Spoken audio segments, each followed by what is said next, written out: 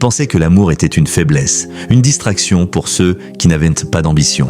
Pendant des années, Alexandre Morel avait vécu selon cette règle. Il avait bâti un empire à force de nuits blanches, de décisions froides et de sacrifices invisibles. À 42 ans, il possédait des immeubles entiers, des entreprises, des comptes sans limite. Mais chaque soir, lorsqu'il rentrait dans son appartement immense, il n'y avait personne pour l'attendre.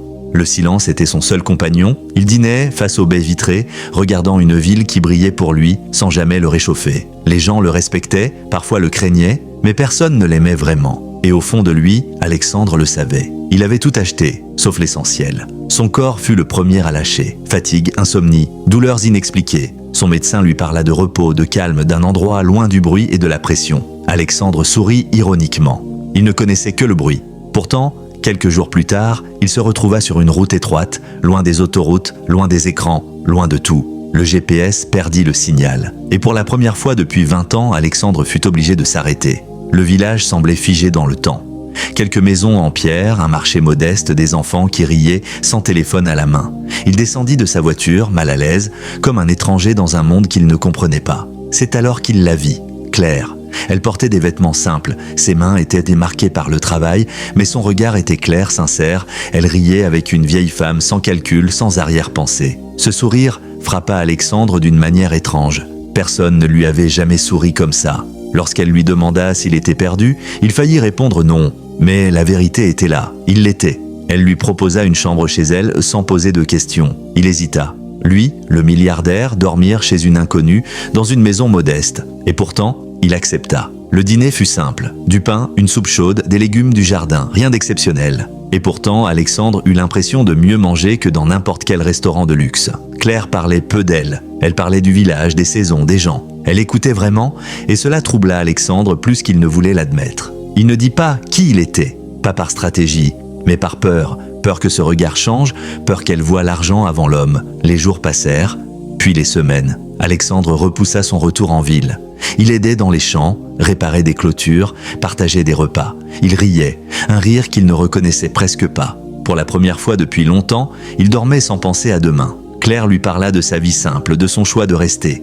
Elle n'enviait pas la ville, elle n'enviait pas la richesse. Elle parlait de bonheur comme d'une chose accessible. Alexandre l'écoutait, bouleversé. Tout ce qu'il avait poursuivi toute sa vie lui semblait soudain vide. Un soir, alors que le soleil se couchait derrière les collines, leurs regards se croisèrent de plus longtemps que d'habitude. Il n'y eut pas de promesses, pas de mots grandioses, mais quelque chose naquit. Un sentiment lent, profond, sincère. Alexandre tomba amoureux, pas de la beauté, mais de la simplicité, de la vérité. Pourtant, chaque jour rendait le mensonge plus lourd. Chaque rire partagé faisait de la vérité une bombe à retardement. Il savait que cela finirait mal, mais il n'arrivait pas à partir. Un matin, son téléphone sonna. Un appel qu'il ne pouvait ignorer. La presse le cherchait. Ses associés s'inquiétaient, son nom circulait. Claire entendit, elle comprit. Lorsqu'elle lui demanda la vérité, Alexandre ne mentit plus. Il avoua tout. Qui il était, ce qu'il possédait, ce qu'il avait caché. Le silence fut brutal. Claire se sentit trahie, pas parce qu'il était riche, mais parce qu'il avait menti. Elle s'éloigna sans colère, sans cri. Et ce fut pire que tout. Alexandre repartit en ville. Mais la ville n'avait plus aucun sens. Chaque immeuble lui rappelait ce qu'il avait perdu. Chaque réunion sonnait creux. L'argent n'avait plus de goût. Une nuit, seul dans son appartement, Alexandre comprit enfin. Il avait passé sa vie à construire des murs. Et quand quelqu'un avait essayé d'entrer, il avait eu peur. Alors il prit une décision. La plus difficile de sa vie. Il vendit, il céda, il abandonna ce qu'il avait passé des décennies à bâtir. Puis il retourna au village. Pas en milliardaire, mais en homme. Il ne demanda pas pardon, il demanda une chance, le temps, la vérité. Claire l'écouta, longtemps. « Ici, on ne regarde pas ce que tu possèdes, » lui dit-elle, « mais ce que tu es prêt à perdre. » Alexandre resta. Et pour la première fois de sa vie, il se sentit vraiment riche. Parce que certains hommes possèdent le monde et d'autres trouvent enfin leur place dedans. Alexandre ne devint pas un héros du jour au lendemain. Dans le village, personne ne l'attendait avec des applaudissements ni des jugements. Les gens observaient, en silence. Ici, on avait le temps. Et surtout, on se méfiait des belles histoires trop rapides. Il loua une petite maison à la sortie du village, une seule chambre, des murs un peu froids, un poil capricieux. Rien à voir avec ses anciens appartements suspendus au-dessus du vide. La première nuit, le vent s'engouffra par une fenêtre mal isolée. Alexandre se réveilla en sursaut, le cœur battant, et il sourit. Il était vivant.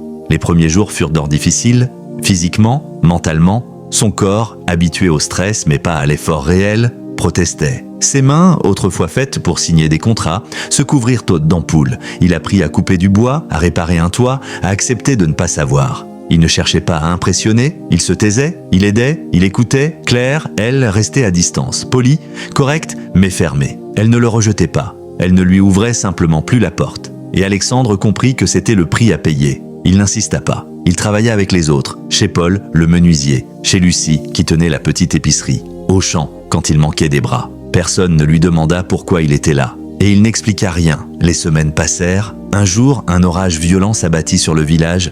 Le ruisseau déborda, une vieille maison fut menacée. Alexandre n'hésita pas. Il passa la nuit à déplacer des sacs de sable, trempés, épuisés, sans se plaindre. Quand l'aube arriva, ses vêtements étaient recouverts de boue. Ses épaules brûlaient. Claire le vit. Elle ne dit rien, mais son regard changea. Ce fut lent, presque imperceptible. Un mot de plus, un silence partagé, sans tension. Puis un jour, elle lui proposa un café, simplement, sans explication. Ils parlèrent un peu du passé, ils parlèrent du présent. Alexandre apprit que Claire avait aimé autrefois. Un homme parti pour la ville, un homme qui avait promis de revenir. Il n'était jamais revenu. Elle n'avait pas pleuré longtemps. Elle avait choisi de rester entière plutôt que d'attendre quelqu'un qui s'était perdu.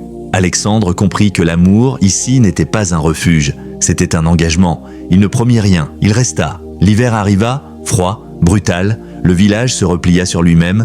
Les soirées se passaient autour du feu, à raconter peu, mais vrai. Alexandre apprit à apprécier le silence sans le remplir. Il n'avait plus besoin d'être important. Un soir, Claire tomba malade, une simple fièvre, mais elle vivait seule. Alexandre passa la nuit à veiller, à préparer des tisanes, maladroitement, avec une attention presque timide. À l'aube, elle ouvrit les yeux et le vit endormi sur une chaise. Elle posa doucement une couverture sur ses épaules. Ce geste, plus que tous les mots, fut une réponse. Ils ne parlèrent pas d'amour, pas tout de suite. Ils partagèrent des gestes, des habitudes, des matins lents, des regards qui n'avaient plus besoin de se justifier. Alexandre comprit que la confiance ne se réparait pas avec des discours, mais avec de la constance. Un jour, une lettre arriva, une offre, une opportunité. Son ancien monde ne l'avait pas complètement oublié. Alexandre resta longtemps avec l'enveloppe entre les mains, puis il la brûla dans le poêle, sans regret. Au printemps, le village organisa une fête. Rien de grand, des tables en bois, de la musique, des enfants courant partout. Alexandre riait avec eux. Claire le regardait, émue sans le montrer. Ce soir-là, alors que la musique s'éteignait, elle prit sa main. « Tu sais, dit-elle doucement, ici on ne devient pas quelqu'un en arrivant.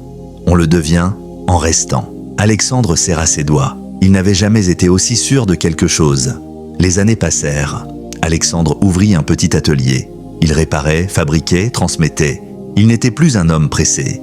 Il était un homme présent. Claire et lui construisirent une vie sans promesse, grandiloquente, mais avec une vérité quotidienne. Parfois, il pensait à son ancienne vie, non pas avec nostalgie, mais avec gratitude, car il avait fallu tout perdre pour comprendre. La richesse n'était pas ce que l'on accumule, c'était ce que l'on ose laisser derrière soi. Et surtout, ce que l'on choisit de protéger. Alexandre Morel, autrefois maître d'empire, avait trouvé plus grand encore. Une place, une paix et un amour qui ne demandait rien d'autre que d'être vrai.